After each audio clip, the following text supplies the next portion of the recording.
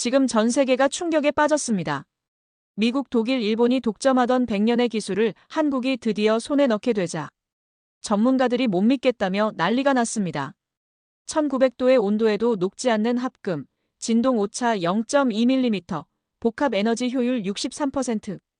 하늘로 향하고 있는 한국의 이 기술, 어떻게 100년의 카르텔을 박살냈는지 지금 이야기를 시작해보겠습니다. 2025년 6월 17일 오후 3시 42분 미국 에너지부 산하에너지관리청 전력 상황실. 이곳은 미국 전역의 에너지 수급 상황을 실시간으로 모니터링할 수 있는 곳입니다. 바로 그때 천정 스피커가 찢어질 듯 비상벨이 울렸습니다. 전면에 있는 수백 개의 화면 중 캘리포니아 화면 일부가 전력 공급 비상이라는 붉은색 글씨로 깜빡이기 시작했습니다. 실리콘밸리 전 지역이 정전이 되는 순간이었습니다. 테슬라, 아마존, 구글, 미국의 내노라 하는 빅테크들 뿐만 아니라 신생 인공지능 기업들까지 합치면 미국 최대 데이터 센터 밀집지가 멎은 거였습니다. 수십 기가와트급 수요가 한 번에 공백이 났습니다. UPS가 삑삑 을토했습니다. 복도의 커피가 진동에 잔물결이 일 정도였습니다. 저는 신속히 대응 매뉴얼대로 비상 업무 시스템을 가동하면서 테레비 화면을 봤습니다. CNN 긴급 속보가 떴습니다. 실리콘밸리 대규모 정전 발생. 하루 추정 손실 500억 달러. 붉은 자막이 제 눈을 찔렀습니다. 바로 그때 제 전화기가 진동했습니다. 백악관 에너지안 보보좌관이었어요. 그가 다급하게 소리쳤습니다. 브룩스 국장, 이게 어떻게 된 겁니까? 지금 원인 파악 중입니다만 일단 비상발전기 가동이 시작됐으니 3개월은 버틸 수 있습니다. 발전 용량이 절대적으로 부족한 것 아닙니까? 그가 물었습니다. 네, 맞습니다. 그런데 설비업체들의 공급 일정이 저희와 안 맞아서 발주가 늦어지고 있습니다. 실제로 GE, 지멘스 등 전통 발전 설비 회사들은 글로벌 발전 설비 수요가 폭발하는 바람에 눈코 뜰 새 없이 바빴습니다. 6개월 안에 신규 전력 공급이 절대로 있어야 합니다. 이건 트럼프 대통령 명령입니다. 제 이름은 네이선 브룩스. 직함은 에너지부 기술평가국장. 지난 17년간 이 자리에 있으면서 전력망 설계, 발전소 인증, 신기술 검증 등 에너지 실증과 관련된 모든 사안은 제 손을 안 거친 게 없었습니다. 저는 숨을 들이켰어요. 6개월. 기존 발전소는 설계만 18개월 걸립니다. 건설까지 고려하면 24개월 이상 걸렸습니다. 저는 냉정하게 답했어요. 규정상, 물리상, 공정상 불가능합니다. 그럼 가능하게 만드세요. 만약 그렇지 않으면 트럼프 대통령이 당신 목을 칠 겁니다. 전화가 끊겼습니다. 젠장. 입천장이 바짝 말랐습니다. 17년 동안 들어온 모든 경보 중 처음으로 제 이름이 칼날처럼 들렸습니다. 저는 창밖을 봤어요. 워싱턴의 하늘은 맑았습니다. 하지만 서부는 지금 어둠 속이었죠. AI 데이터 센터들이 전력을 너무 많이 빨아들였어요. 수요 예측이 틀렸습니다. 아니, 우리가 놓쳤던 거였습니다. 배지 핀이 가슴을 찌르는 듯 아팠습니다. 저는 즉시 팀을 소집했어요. 시멘스, GE, 미쓰비시. 이들의 발전 설비 업력을 합치면 300년이 넘습니다. 검증된 기술, 명확한 납기, 투명한 데이터. 글로벌 발전 설비 시장은 그들만의 리그였습니다. 적어도 이때까지는 그랬습니다. 다음 날 아침 이들과 함께 긴급 회의를 가졌습니다. 지멘스 대표가 남의 일처럼 말했어요. 최소 20개월 필요합니다. GE 담당자는 물병 라벨을 뜯으면서 22개월이라 했습니다. 미쓰비시는 아예 고개를 저었어요. 아무도 제 눈을 똑바로 쳐다보지 않았습니다. 저는 테이블을 두드렸습니다. 손끝이 차가웠어요. 트럼프 대통령은 신규 발전 용량을 6개월 내에 갖추라고 했습니다. 그때 모두들 어쩌라고 하듯 무표정한 얼굴로 저를 쳐다봤습니다. 그때 한 실무관이 조심스럽게 제게 귓속말로 말했습니다. 국장님, 한국 쪽에서 제안이 들어왔습니다. 저는 눈썹을 찌푸렸어요. 한국이요? 네. 두산 에너빌리티라는 회사인데 6개월 내 납품 가능하다고 합니다. 저는 회의를 일단 정회시켰습니다. 글로벌 회사들 앞에서 제가 한국 회사를 논하는 것을 안 보이고 싶었습니다. 참석자들이 회의장을 나간 것을 확인한 후 저는 말했습니다. 이것 보세요. 두산이라고 했나요? 기술 검증이나 제대로 했답니까? 복제의 미세한 감. 그 단어가 머리를 스쳤고 한낱 편견일지도 모른다는 자각이 바로 뒤따랐습니다. 게다가 쇠타는 냄새와 유리 깨지는 소리. 아주 오래전 값싼 부품이 박힌 계기판이 제 시야를 가른 적이 있었습니다. 저는 문득 그때의 냄새를 떠올렸습니다. 베트남과 인도네시아에서 실증 중이라고 합니다. 그가 말했습니다. 지금은 실험할 시간이 없습니다. 검증된 파트너와 일해야 해요. 저는 그렇게 말했지만 한편으로는 마음 한구석이 불편했습니다. 회의를 서둘러 마치고 저는 한국 관련 보고서를 다시 읽었습니다. 복합효율 63.1%, 연소온도 1900도. 1900도라니? 금속이 녹는 온도였죠. 이건 불가능했습니다. 이건 과장된 수치로 보이는데. 이때 산호세 콜센터의 비상 SRE가 보낸 영상이 떴습니다. 암흑의 서버홀에서 이마 라이트 하나로 케이블을 더듬고 있었죠. 국장님, 물도 모자랍니다. 냉각탑이 멈췄습니다. 그 순간 CNN의 붉은 자막보다 그 엔지니어의 갈라진 숨소리가 더 크게 들렸습니다. 저는 처음으로 두려움을 느꼈습니다. 제가 한국을 열지, 내 경력을 닫을지 선택의 순간이 오고 있다는 생각을 지울 수가 없었습니다. 사건 발생 사흘째, 에어컨은 돌고 있었지만 숨이 내려앉은 듯한 정적이 감돌았습니다. 형광등의 미세한 진동음만 들렸죠. 워싱턴 에너지부 5층 대회의실. 우리는 긴급 제안 요청서를 발행했고 기술평가를 위해 회의를 소집했습니다. 12명의 기술검토위원이 앉아 있었죠. 백악관 보좌관도 함께였습니다. 오전 9시 정각, 프로젝터 불빛이 켜졌어요. 저는 팔짱을 낀 채 앉았습니다. 세계 각국의 발전 기술 검토가 시작됐어요. 지멘스가 먼저 발표했습니다.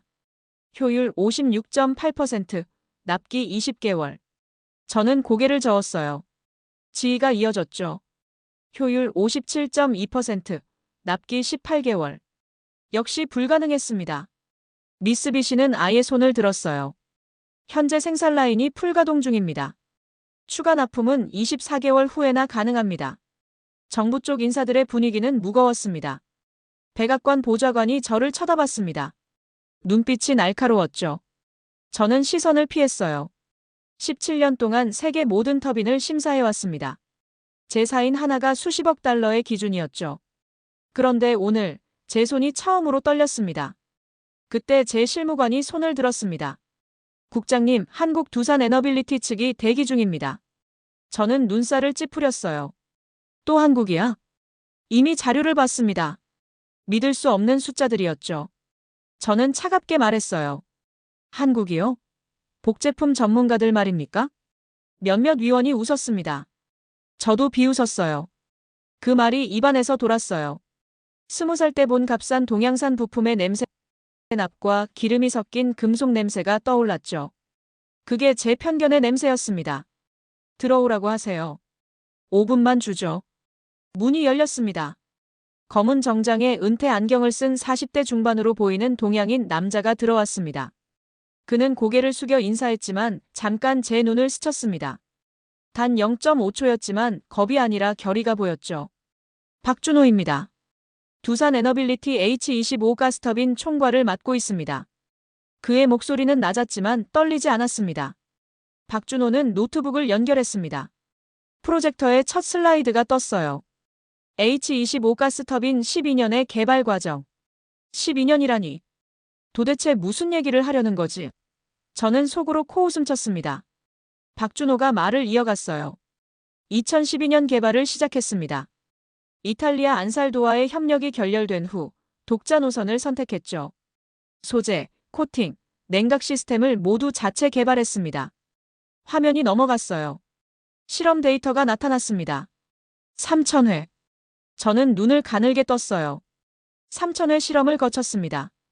블레이드 파손 1,200건, 냉각 실패 800건, 진동 폭주 600건. 모두 기록하고 개선했죠. 숫자는 구체적이었어요. 하지만 저는 믿지 않았습니다. 박준호는 다음 슬라이드를 넘겼어요. 현재 효율 63.1%입니다. 회의실이 술렁였습니다. 저는 몸을 앞으로 기울였어요. 63.1%. 지휘보다 6% 높았죠. 지멘스보다 7% 높았습니다. 저는 의심스러웠어요. 검증 자료가 있습니까? 박준호가 고개를 끄덕였습니다. 베트남 품위발전소에서 2년간 실증했습니다. 독일 TV 인증, 일본 JQIA 검증, 미국 UL도 확인했죠. 모두 동일한 수치를 기록했습니다. 저는 자료를 넘겼어요. 숫자는 일치했습니다. 하지만 다음 슬라이드에서 저는 멈췄어요. 연소온도 1900도. 저는 자료를 내려놨습니다. 1900도라고요? 박준호가 답했어요. 네. 1900도입니다. 저는 웃음이 나왔어요. 비웃음이었죠. 박 박사님. 1900도면 금속이 녹습니다. 이건 공상과학이지 기술이 아니에요. 박준호는 표정이 굳었습니다. 하지만 말을 이어갔어요. 세라믹 코팅과 3단계 냉각 시스템으로 블레이드를 보호합니다. 진동은 0.2mm 이하로 유지되죠. 저는 손을 들었어요. 잠깐만요. 0.2mm요? 3600rpm으로 회전하는 터빈에서요? 네. 불가능합니다. 프로젝터 펜 소리만 남았습니다. 누군가의 이마에서 땀방울이 흘러내렸고 제 손끝도 식지 않았습니다. 1900도. 그 단어가 머릿속을 데웠습니다. 저는 자리에서 일어섰습니다. 17년간 쌓아온 경험이 말하고 있었어요. 1900도는 불가능했죠. 0.2mm 진동도 불가능했습니다. 이건 과장된 보고서였어요. 박 박사님, 지금 우리는 실리콘밸리를 살려야 합니다. 검증된 기술이 필요해요. 실험이 아니라요. 박준호는 아무 말도 하지 않았습니다. 저는 계속 말했어요. 6개월 안에 납품 가능하다는 것도 믿기 어렵습니다. 설계 변경, 부품 조달, 운송, 설치. 이 모든 걸 6개월 안에요? 박준호가 고개를 들었습니다. 가능합니다. 어떻게요? 이미 만들어져 있으니까요. 저는 멈칫했어요. 박준호가 마지막 슬라이드를 띄웠습니다.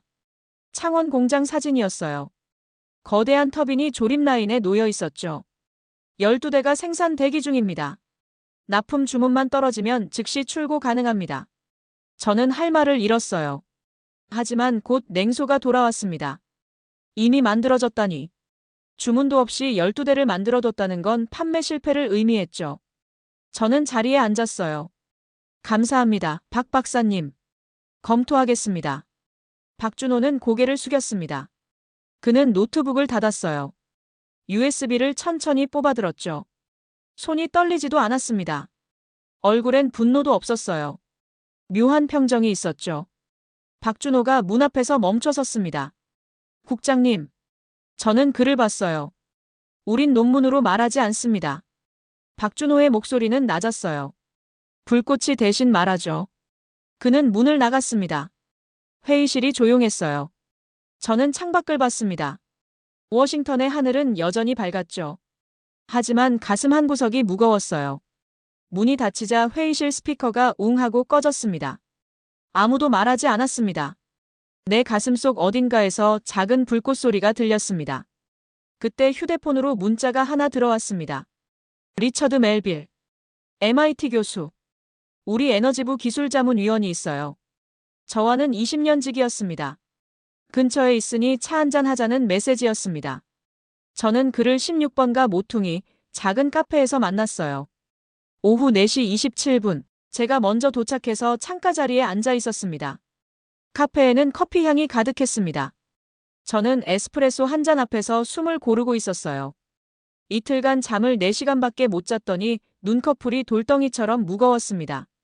커피 향이 폐속까지 스며들었지만 피로감을 누르지는 못했습니다. 박준호의 얼굴이 자꾸 떠올랐어요. 그때 문이 열렸습니다. 리처드 멜빌이 들어왔죠. 리처드는 회색 코트를 벗자 소매 끝이 커피 향을 스치는 듯 했습니다. 그는 언제나 그 냄새를 달고 다녔죠. MIT 시절 연구실처럼요. 그가 제 맞은편에 앉으면서 말했습니다.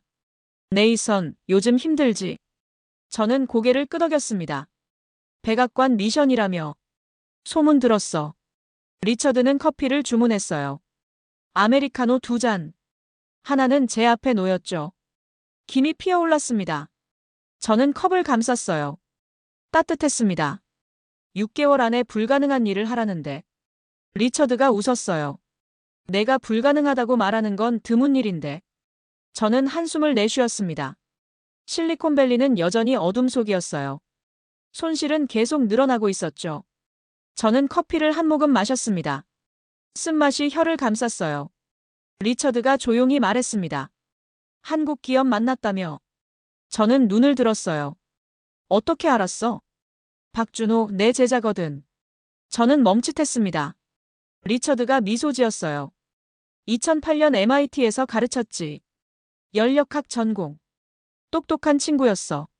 말은 별로 안 했지만 저는 컵을 내려놨어요. 그 친구가 자네 제자라고? 응. 내가 본 그 숫자들 농담 아니야. 저는 비웃었습니다. 1900도? 리처드, 자네도 알잖아. 그건 불가능해. 리처드는 대답하지 않았어요. 대신 가방에서 태블릿을 꺼냈습니다. 화면을 켰죠. 저는 몸을 앞으로 기울였어요. 베트남 품위발전소 실증 데이터야. 화면에 나타난 그래프선이 심전도처럼 출렁였습니다. 숫자들이 제 심박과 함께 오르내렸어요. 효율 63.1%, 진동 0.2mm, 고장률 0.1%. 독일 TV가 검증했어. 일본 제이콰이에이도 확인했고, 미국 UL도 마찬가지야. 저는 숨을 멈췄어요. 전부 같은 수치를 기록했어. 오차 범위 0.3% 이내. 리처드가 태블릿을 제 쪽으로 밀었습니다. 저는 손을 뻗었어요. 손가락이 화면을 스쳤죠. 데이터가 넘어갔습니다. 2년치 기록이었어요. 가동률 99%. 정지시간 8시간. 모두 계획 정비였습니다. 이건 말이 막혔어요. 리처드가 커피를 마셨습니다. 김이 그의 얼굴을 가렸죠. 저는 태블릿을 내려놨어요. 커피잔 속 김 너머로 숫자 63.1이 어른거렸습니다. 네이선, 자넨 늘 수치를 믿었잖아. 리처드의 목소리가 낮아졌어요. 그런데 왜 이번엔 감정을 믿는 거야? 그때 에스프레소 기계가 칙 소리를 냈습니다. 마치 누군가 내 안의 증기를 빼내는 것 같았어요. 저는 할 말을 잃었습니다. 감정. 리처드가 정확히 찔렀어요. 저는 박준호를 믿지 않았습니다. 아니, 믿고 싶지 않았던 거였죠. 한국 기업, 동양인, 목제품. 그런 편견들이 제 안에 있었어요. 증거가 있는데도 편견을 선택하는 건 과학이 아니라 종교야. 리처드가 태블릿을 거뒀습니다. 박준호는 12년간 이것만 했어. 3,000번 넘게 실패했고 다시 일어났지. 그 친구는 말 대신 데이터로 증명하는 사람이야. 저는 창밖을 봤어요. 워싱턴 거리에 사람들이 오가고 있었습니다. 불은 켜져 있었죠. 하지만 서부는 여전히 어두웠어요. 내가 회의실에서 뭐라고 했는지 알아. 리처드가 말했어요. 복제품 전문가라고 했지. 저는 고개를 숙였습니다. 박준호는 아무 말도 안 했어. 그냥 나갔지. 하지만 창원 공장에서는 지금도 불이 타오르고 있어. 저는 커피를 마셨어요. 식어 있었습니다. 쓴맛이 더 강했죠. 리처드가 자리에서 일어났습니다. 네이선, 실리콘밸리를 살리고 싶으면 숫자를 다시 봐. 내 전공이 뭐였지? 통계학이잖아. 리처드는 코트를 입었어요. 저는 그를 올려다봤습니다. 자넨 틀린 적이 거의 없었어. 하지만 이번엔 틀렸어. 문이 닫혔습니다. 저는 혼자 남았어요. 커피잔을 들어 올렸습니다. 김은 이미 사라졌죠. 차가운 액체가 목을 타고 내려갔어요. 태블릿 화면이 머릿속에 남아 있었습니다. 63.1%, 0.2mm, 0.1%. 숫자는 거짓말을 하지 않았어요. 저는 늘 그렇게 믿어왔죠. 그런데 왜 이번엔 달랐을까요? 저는 창밖을 봤습니다. 해가 지고 있었어요. 워싱턴의 불빛이 하나씩 켜졌죠. 하지만 실리콘밸리는 여전히 어둠 속이었습니다. 창밖에 가로등이 하나 둘 켜질 때마다 내 안의 불빛은 하나씩 꺼지고 있었습니다. 확신의 균열이 생기고 있었습니다. 저는 사무실로 돌아가 컴퓨터를 켰어요. 검색창에 타이핑했습니다. 두산 베트남 품위. 엔터를 눌렀죠. 자료들이 쏟아졌습니다. 독립검증보고서, 가동실적, 언론기사. 모두 같은 숫자를 말하고 있었어요. 저는 화면을 응시했습니다. 리처드가 옳았던 걸까요? 제가 틀렸던 걸까요? 밤 11시 43분, 사무실 형광등이 윙윙거렸습니다. 컴퓨터 화면만 밝게 빛나고 있었어요. 검색창에 타이핑했죠. 두산 미국 진출. 엔터를 눌렀습니다. 0.34초 만에 결과가 떴어요. 하지만 화면은 텅 비어 있었습니다. 관련 기사 없음. 저는 다시 검색했어요. 두산 백악관. 역시 없었습니다. 두산 실리콘밸리. 아무것도 나오지 않았죠. 저는 키워드를 바꿔가며 20분간 검색했어요. 한 줄도 없었습니다. 이상했어요. 백악관 미팅에 참석한 기업이라면 언론이 가만히 있지 않았을 겁니다. 특히 한국 언론이라면요. 그런데 완전한 침묵이었죠. 저는 뒤로 기대 앉았습니다. 왜 아무도 말하지 않는 거지? 그때 휴대폰이 울렸어요. 리처드였습니다. 저는 받았죠. 잠 안 자고 뭐 해? 리처드의 목소리가 들렸어요. 저는 모니터를 응시했습니다. 검색하고 있어. 한국 두산 관련 기사를. 찾았어? 아니. 한 줄도 없어. 전화 너머로 웃음소리가 들렸습니다. 당연하지. 박준호는 말하지 않거든. 저는 눈썹을 찌푸렸어요. 무슨 뜻이야? 그 친구는 언론 플레이 안 해. 회사도 마찬가지야. 두산은 투자 설명회 한 번 안 했어. 보도자료도 없고. 저는 화면을 다시 봤습니다. 검색 결과 없음. 그 텅 빈 화면이 묘하게 무겁게 느껴졌어요. 그럼 뭘 하는 거야? 리처드가 잠시 침묵했습니다. 그리고 조용히 말했어요. 만들고 있지. 말이 아니라 연로. 전화가 끊겼습니다. 저는 의자에 앉아 생각했어요. 리처드의 말이 머릿속을 맴돌았죠. 연로. 증명. 침묵.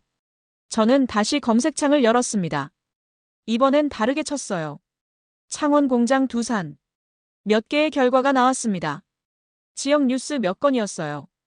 공장 증축, 고용 인원 확대, 야간 작업 증가. 저는 기사를 하나씩 읽었습니다. 2024년 4월 기사였죠. 창원 두산 공장, 3교대 24시간 가동체제 도입. 저는 날짜를 확인했어요. 4월. 회의가 있기 2달 전이었습니다. 저는 다음 기사를 클릭했죠. 두산, 대형 터빈 12대 생산 완료. 수출 대기 중. 5월 기사였습니다. 저는 숨을 멈췄어요. 박준호가 말했던 게 떠올랐죠. 이미 만들어져 있으니까요. 저는 그걸 실패의 증거라고 생각했었어요. 팔리지 않은 재고라고요. 하지만 달랐습니다. 그들은 준비하고 있었던 거예요. 누가 부르기 전부터. 저는 화면을 응시했습니다. 창원 공장 야경 사진이 있었어요. 굴뚝에서 하얀 연기가 피어오르고 있었죠. 밤인데도 불빛이 환했습니다. 저는 시계를 봤어요. 밤 12시 8분. 워싱턴 시간으로요. 한국은 지금 오후 2시였죠. 리처드가 말했습니다. 만들고 있지. 저는 상상했어요. 지금 이 순간 창원 공장에서는 무슨 일이 벌어지고 있을까요? 박준호는 어디에 있을까요? 회의실에서 모욕당한 후 그는 어떤 표정을 짓고 있을까요? 전화를 다시 걸었습니다. 리처드에게요. 박준호, 지금 뭐 하고 있어? 리처드가 답했어요. 아마 연구소에 있을걸. 새벽까지 데이터 검토하고 있을 거야. 화났을까? 아니. 그 친구는 화내는 법을 모르거든. 저는 침묵했습니다. 대신 증명하는 법은 알아. 말없이. 전화를 끊었어요. 저는 창밖을 봤습니다. 워싱턴의 밤은 고요했어요. 불빛들이 반짝이고 있었죠. 하지만 지구 반대편 한국에서는 지금 뭔가 타오르고 있었습니다. 말없이. 조용히. 확실하게. 저는 모니터를 껐어요. 검색 결과 없음. 그 문장이 눈에 남았습니다. 저는 중얼거렸죠. 이상하군. 세상 누구도 그 이야기를 하지 않아. 하지만 이제 알 것 같았어요. 그들은 말할 필요가 없었던 겁니다. 언론도 홍보도 투자 설명회도 필요 없었어요. 그들은 이미 12년간 말해왔으니까요. 3000번의 실패로요. 1900도의 불꽃으로요. 저는 가방을 챙겼습니다. 집으로 가는 길 차 안에서 리처드의 말이 계속 들렸어요. 그들은 이미 증명 중이야. 말이 아니라 연로. 신호등이 빨간불로 바뀌었습니다. 저는 멈춰 섰어요. 어둠 속에서 빨간 불빛만 깜빡이고 있었죠. 하지만 머릿속에는 창원 공장의 굴뚝이 떠올랐습니다. 하얀 연기. 밤새 타오르는 불빛. 신호가 바뀌었어요. 저는 다시 달렸습니다. 하지만 방향이 달라져 있었어요. 집이 아니었습니다. 사무실로 돌아가고 있었죠. 베트남 실증 데이터를 다시 봐야 했어요. 이번엔 제대로요. 편견 없이. 숫자만 보면서요. 고요함 속에서 무언가 타오르고 있었습니다. 그리고 그 열기가 제게도 닿기 시작했어요. 저는 차를 세웠습니다. 사무실 지하 주차장이었어요. 엘리베이터를 탔죠. 5층 버튼을 눌렀습니다. 문이 열렸을 때 저는 알고 있었어요. 그들의 침묵이 세상을 흔들기 시작했다는 걸요. 그리고 저도 흔들리고 있다는 걸요. 사무실 책상 위에 파일 3247개가 펼쳐져 있었습니다. 베트남 실증 데이터만이 아니었어요. 12년치 개발 기록 전부였죠. 새벽 2시 16분, 저는 커피를 한 모금 마시고 파일을 열었습니다. 첫 페이지 제목이 눈에 들어왔어요. 2012년 4월 마이너스 프로젝트 시작. 박준호의 12년이 거기 있었습니다. 2012년 4월. 이탈리아 안살도와의 기술 협력이 결렬됐어요. 저는 기록을 읽었습니다. 협상 결렬 이유. 기술 이전 거부. 로열티 과다 요구. 두사는 선택해야 했죠. 포기하거나 혼자 가거나. 박준호는 후자를 선택했습니다. 다음 파일을 열었어요. 독자 개발 로드맵. 3대 핵심 기술이 적혀 있었습니다. 소재, 코팅, 냉각. 저는 숨을 들이켰어요. 이 셋을 동시에 개발한다는 건 미친 짓이었죠. 하지만 그들은 시작했습니다. 2013년 1월. 첫 번째 시험 가동 기록이었어요. 블레이드 12개 장착. 목표 온도 1700도. 회전수 3600rpm. 저는 결과란을 봤습니다. 가동 17분 만에 블레이드 8개 파손. 사진이 첨부돼 있었어요. 녹아내린 금속 조각들이었죠. 은빛 블레이드가 검게 뒤틀려 있었습니다. 저는 다음 파일을 열었어요. 2013년 3월. 두 번째 시도. 역시 실패였습니다. 2013년 5월. 세 번째.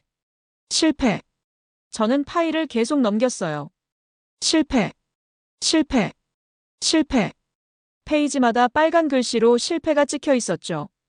2013년 한 해만 127번 실패했습니다. 2014년으로 넘어갔어요.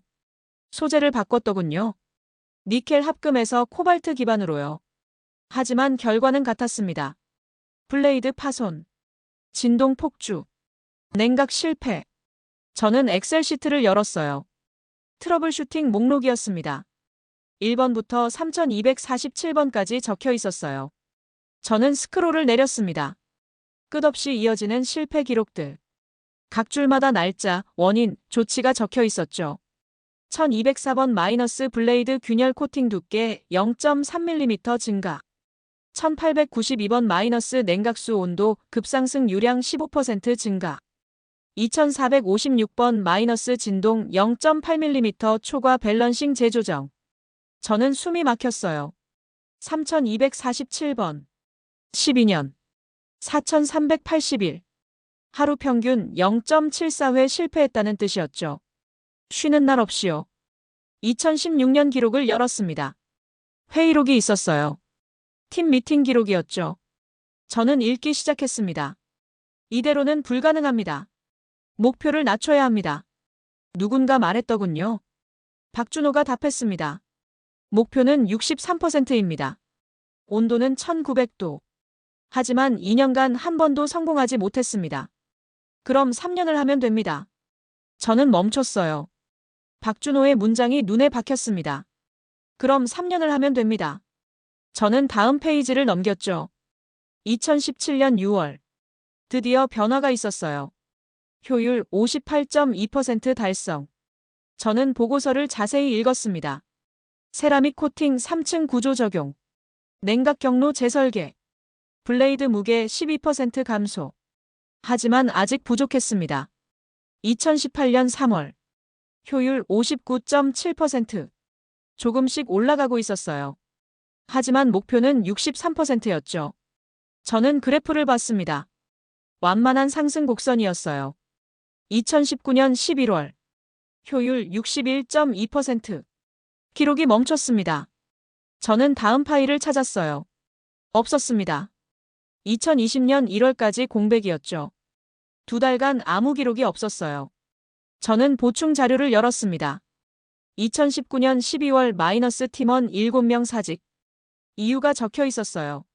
번아웃, 가족 문제, 미래 불확실성. 저는 입술을 깨물었습니다. 7명, 15명 팀에서 절반 가까이 떠난 거였어요. 다음 페이지를 넘겼습니다. 2020년 2월 회의록이 나왔어요. 박준호의 발언이 기록돼 있었죠. 8년 했습니다. 4년 더 하겠습니다. 누군가 물었습니다. 보장이 있습니까? 박준호가 답했어요. 없습니다. 하지만 포기는 더 없습니다. 저는 화면을 멍하니 봤습니다. 보장이 없는데 계속한다. 저라면 할 수 있었을까요? 저는 모르겠더군요. 2020년 6월. 팀이 재구성됐어요. 신입 연구원 5명 합류. 베테랑 3명 복귀. 다시 시작이었습니다. 2021년 4월. 효율 62.1%. 가까워지고 있었어요. 저는 심장이 빨라지는 걸 느꼈습니다. 2021년 9월. 62.8%. 거의 다 왔어요. 2022년 3월. 파일 이름이 달랐습니다. 최종 시험. 저는 클릭했어요. 동영상이었습니다. 재생 버튼을 눌렀죠. 창원 공장 시험동이 나타났어요. 거대한 터빈이 중앙에 있었습니다. 카운트다운이 시작됐어요. 3, 2, 1. 터빈이 돌기 시작했습니다. 저는 숨을 참았어요. 회전수가 올라갔죠. 1000, 2000, 3000, 3600rpm. 온도계가 상승했습니다. 1500도, 1700도, 1850도, 1900도. 화면에 숫자가 떴어요. 효율 63.1%. 진동 0.19mm. 저는 숨을 내쉬었습니다. 성공이었어요. 10년 만에요. 영상이 이어졌습니다. 연구원들이 환호하고 있었어요. 하지만 박준호는 조용했죠. 그는 터빈을 바라보고 있었습니다. 표정은 평온했어요. 영상이 끝났습니다. 저는 의자에 기댔어요. 3247번의 실패. 10년의 시간. 7명의 이탈. 그 모든 걸 견뎌낸 사람이었습니다. 마지막 파일을 열었어요. 박준호의 소감문이었습니다. 딱 한 줄만 적혀 있었어요. 불안한 금속이 아니라 불굴의 사람이 남습니다. 저는 화면을 껐습니다. 새벽 4시였어요. 창밖이 밝아오고 있었죠. 저는 일어나 창문을 열었습니다. 찬 공기가 얼굴을 스쳤어요. 1000번의 실패가 한 번의 진실로 녹아들었습니다. 저는 그제야 이해했어요. 1900도는 금속을 녹이는 온도가 아니었습니다. 인간을 단련시키는 온도였죠. 오전 9시 22분, 리처드가 사무실 문을 열고 들어왔습니다. 손에 태블릿 3대를 들고 있었어요. 책상 위에 나란히 놓았죠. 저는 밤새 박준호의 기록을 읽고 있었습니다. 눈이 충혈돼 있었어요. 리처드가 커피를 내밀었습니다. 잠 안 잤구나. 저는 고개를 끄덕였어요. 리처드가 의자를 당겨 앉았습니다. 그는 첫 번째 태블릿을 켰죠. 베트남 품위 발전소 데이터야. 화면에 그래프가 나타났어요. 2022년 6월부터 2024년 5월까지 24개월 기록이었습니다. 저는 몸을 앞으로 기울였죠. 가동률 99.2%. 저는 숫자를 응시했어요. 99.2%. 24개월 중 23.8개월을 돌렸다는 뜻이었습니다. 정지 시간은 5.76일. 저는 세부 기록을 봤어요. 계획 정비 4일. 긴급 정지 1.76일. 리처드가 말했습니다. 고장률 0.09%야. 저는 입술을 깨물었어요. 0.09%. 지위가 0.8%였죠. 지멘스는 0.6%였습니다. 두산은 그들의 7분의 1이었어요. 검증기관은? 리처드가 두 번째 태블릿을 켰습니다. 독일 TV. 같은 그래프가 나타났어요. 가동률 99.2%, 고장률 0.09%, 효율 63.1%. 숫자가 일치했습니다. 저는 세 번째 태블릿을 봤어요. 일본 JQIA 검증 결과야. 리처드가 화면을 켰습니다. 역시 같은 그래프였어요. 저는 새 태블릿을 나란히 놓고 비교했습니다. 완벽히 겹쳤습니다. 오차 범위 0.2% 이내였어요. 저는 숨을 들이켰죠. 독일, 일본, 베트남 현지 기관. 세 곳이 독립적으로 검증한 수치였습니다. 조작이 불가능했어요. 리처드가 노트북을 열었습니다. 인도네시아자와 발전소 데이터도 있어. 새 그래프가 나타났어요. 2023년 3월부터 18개월 기록이었습니다. 가동률 99.4%, 고장률 0.11%, 효율 63.0%. 거의 동일했습니다. 저는 의자에 기댔어요. 베트남과 인도네시아. 두 나라. 42개월 누적 데이터. 모두 같은 결과였죠. 미국 UL 검증은 리처드가 파일을 열었습니다. PDF 보고서였어요. 저는 페이지를 넘겼습니다. 136쪽짜리 보고서였죠. 결론 부분을 봤어요. 두산 H25 가스터빈은 제시된 성능 수치를 재현 가능한 것으로 확인됨. 저는 날짜를 확인했습니다. 2024년 4월. 3달 전이었어요. 백악관 회의 2달 전이었죠. 이미 검증이 끝나 있었어. 제 목소리가 떨렸습니다. 리처드가 고개를 끄덕였어요. 응. 내가 회의실에서 비웃을 때 이미 새 나라가 확인한 뒤였어. 저는 할 말을 잃었어요. 리처드가 그래프를 하나 더 띄웠습니다. 새 검증기관의 데이터를 겹쳐놓은 그래프였어요. 독일, 일본, 미국. 세 개의 선이 하나로 포개져 있었습니다. 완벽한 일치였죠. 저는 화면을 응시했어요. 손이 떨렸습니다.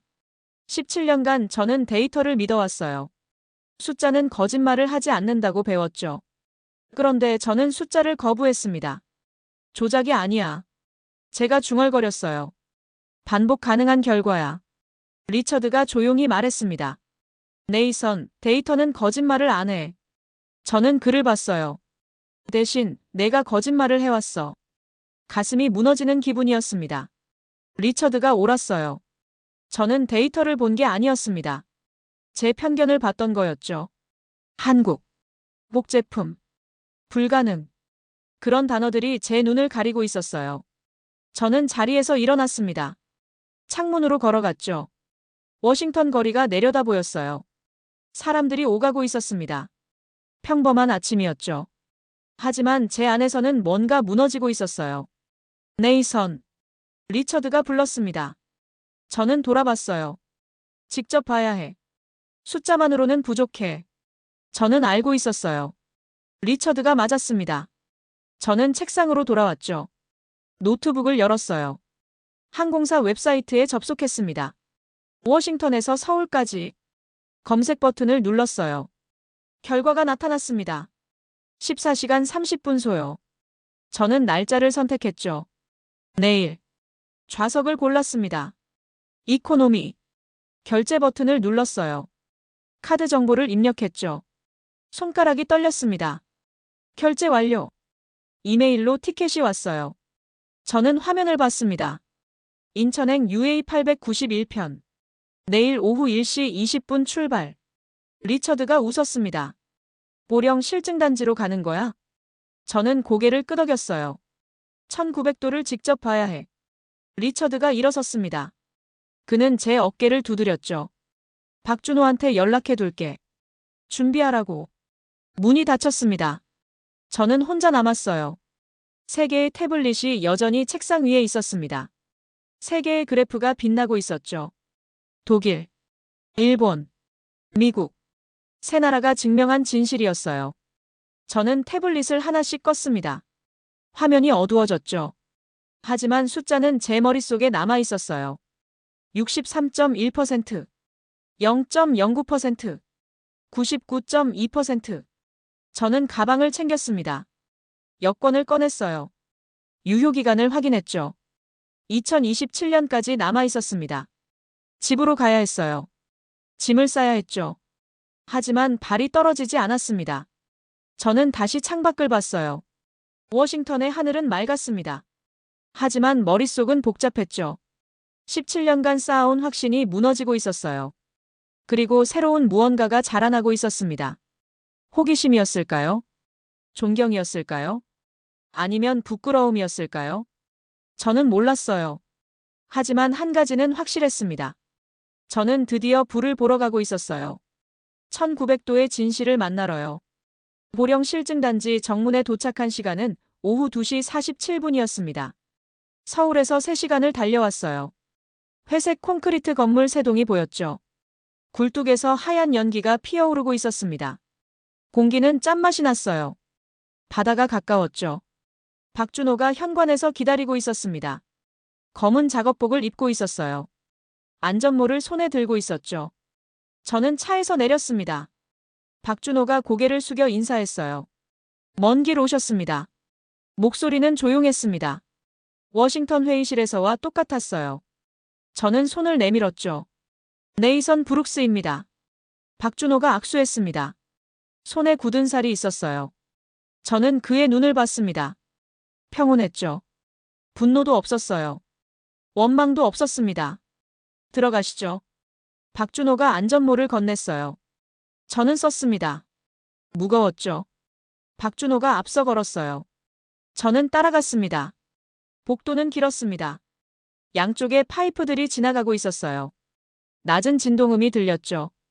터빈이 돌고 있는 소리였습니다. 제어실 문이 열렸어요. 모니터 12대가 벽을 가득 채우고 있었습니다. 엔지니어 5명이 앉아 있었어요. 리처드도 와 있었죠. 그가 손을 들어 인사했습니다. 박준호가 중앙 콘솔로 걸어갔어요. 지금부터 실시간 데이터를 보여드리겠습니다. 첫 번째 모니터가 켜졌습니다. 독일 TV 장비였어요. 두 번째는 일본 JQIA. 세 번째는 미국 UL. 새 화면이 나란히 빛났습니다. 박준호가 키보드를 쳤어요. 숫자들이 나타났죠. 효율 63.1%. 세 모니터 모두 같은 숫자였습니다. 저는 숨을 멈췄어요. 진동은 0.19mm입니다. 박준호가 말했어요. 새 화면에 그래프가 떴죠. 파동이 거의 평평했습니다. 연소 온도는 1900도. 온도계가 나타났어요. 빨간 선이 1900을 가리키고 있었습니다. 저는 모니터를 응시했어요. 새 장비, 새 나라 같은 수치. 0.1% 오차 범위 아니었죠. 직접 보시겠습니까? 박준호가 물었습니다. 저는 고개를 끄덕였어요. 문이 열렸습니다. 열기가 밀려왔어요. 저는 한 발 물러섰죠. 박준호가 앞서 걸었습니다. 저는 따라갔어요. 터빈실이었습니다. 거대한 금속 덩어리가 중앙에 서 있었어요. 높이 12m, 지름 4m. 은빛 표면이 진동하고 있었죠. 3600rpm으로 회전하고 있었습니다. 소음은 생각보다 작았어요. 저는 가까이 다가갔습니다. 유리창이 있었어요. 터빈 내부를 볼 수 있었죠. 저는 창에 손을 댔습니다. 뜨거웠어요. 유리를 통해서도 열기가 느껴졌습니다. 저는 내부를 들여다봤어요. 불꽃이 보였죠. 주황빛이 아니었습니다. 푸른 빛이었어요. 1900도의 불꽃이었습니다. 블레이드가 돌고 있었어요. 12개. 은빛 날개가 푸른 불꽃 속에서 회전하고 있었죠. 녹지 않았습니다. 뒤틀리지도 않았어요. 저는 말을 잃었습니다. 박준호가 옆에 섰어요. 세라믹 코팅 3층 구조입니다. 내부 온도는 1900도지만 블레이드 표면은 850도로 유지됩니다. 저는 고개를 끄덕였어요. 말이 나오지 않았죠. 냉각수가 3단계로 순환합니다. 초당 120리터. 숫자가 들렸지만 이해되지 않았어요. 저는 그저 불꽃을 봤습니다. 푸른 불꽃. 12년 만에 탄생한 불꽃. 눈가가 뜨거워졌습니다. 아버지가 떠올랐어요. 40년 전 발전소 사고. 터빈 폭발. 아버지는 그 자리에서 돌아가셨죠. 저는 7살이었습니다. 그때부터 저는 불을 두려워했어요. 하지만 지금 제 앞에 있는 건 두려움이 아니었습니다. 경외였어요. 금속이 아니라 인간이 녹는 온도군요. 제가 중얼거렸습니다. 1900도. 박준호가 저를 봤어요. 저는 눈물을 닦았습니다. 부끄럽지 않았어요. 국장님. 박준호가 말했습니다. 이건 복제품이 아닙니다. 저는 고개를 끄덕였어요. 압니다. 박준호가 터빈을 바라봤습니다. 12년 전 아무도 저희를 믿지 않았습니다. 이탈리아도 독일도 미국도요. 저는 침묵했어요. 하지만 저희는 멈추지 않았습니다. 3247번 실패했고 3247번 다시 일어났죠. 박준호의 목소리가 낮아졌습니다. 불꽃이 말하게 하고 싶었습니다. 저는 유리창에서 손을 뗐어요. 손바닥이 빨갛게 달아올라 있었죠. 성공했습니다. 제가 말했어요. 불꽃이 말하고 있습니다. 박준호가 미소 지었습니다. 처음 보는 표정이었어요. 제어실로 돌아왔습니다. 모니터들이 여전히 같은 숫자를 보여주고 있었어요. 63.1%, 0.19mm, 1900도. 리처드가 다가왔습니다. 어때? 저는 한참을 침묵했어요. 그리고 말했죠. 제가 틀렸습니다. 리처드가 어깨를 두드렸어요. 인정하는데 용기가 필요하지.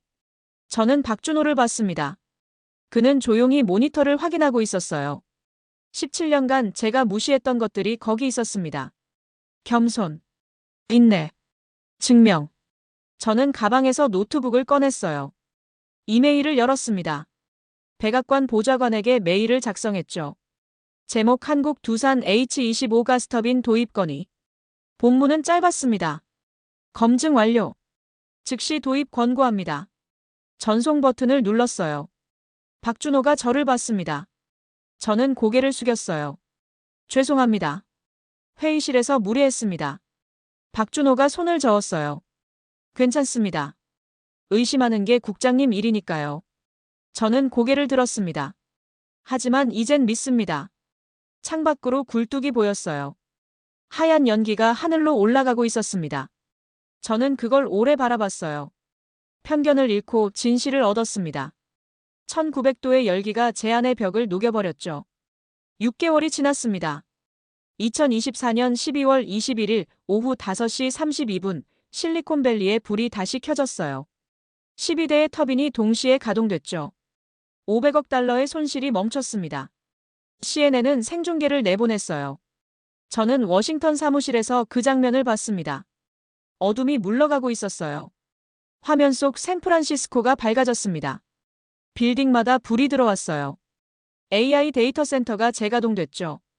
엔비디아 본사, 구글 캠퍼스, 메타 서버팜. 하나씩 깨어나고 있었습니다. 전화가 울렸어요. 백악관 보좌관이었죠. 브룩스 국장, 성공입니다. 저는 웃었어요. 성공. 6개월 전엔 불가능해 보였던 단어였습니다. 한국 기술 덕분입니다. 전화 너머로 웃음소리가 들렸어요. 국장이 추천했잖습니까? 내일 기자회견 준비하세요. 전화가 끊겼습니다. 저는 창밖을 봤어요. 워싱턴에도 눈이 내리고 있었습니다. 하얀 눈송이가 유리창을 스쳤죠. 6개월 전 이맘때 저는 박준호를 비웃었습니다. 지금은 존경하고 있었어요. 다음 날 오전 10시 에너지부 브리핑룸이었습니다. 기자 50명이 앉아 있었어요. 카메라 12대가 저를 향하고 있었죠. 저는 단상에 올라섰습니다. 실리콘밸리가 복구됐습니다. 첫 문장을 말했어요. 박수가 터져나왔습니다. 저는 잠시 멈췄죠. 한국 두산 에너빌리티의 H25 가스터빈 12대가 6개월 만에 설치 완료됐습니다. 효율 63.1%, 가동률 99% 이상을 기록하고 있습니다. 기자들이 메모했어요. 저는 준비한 원고를 내려놨습니다. 다음 말은 원고에 없었어요. 6개월 전 저는 실수를 했습니다. 브리핑룸이 조용해졌습니다. 저는 한국 기술을 의심했습니다. 데이터가 있었는데도 편견을 선택했죠. 카메라 플래시가 터졌어요. 하지만 박준호 박사와 두산팀은 말 대신 증명으로 답했습니다. 12년의 개발, 3247번의 실험, 1900도의 불꽃으로요. 저는 잠시 침묵했습니다. 제 아버지는 40년 전 발전소 사고로 돌아가셨습니다. 터빈 폭발이었죠.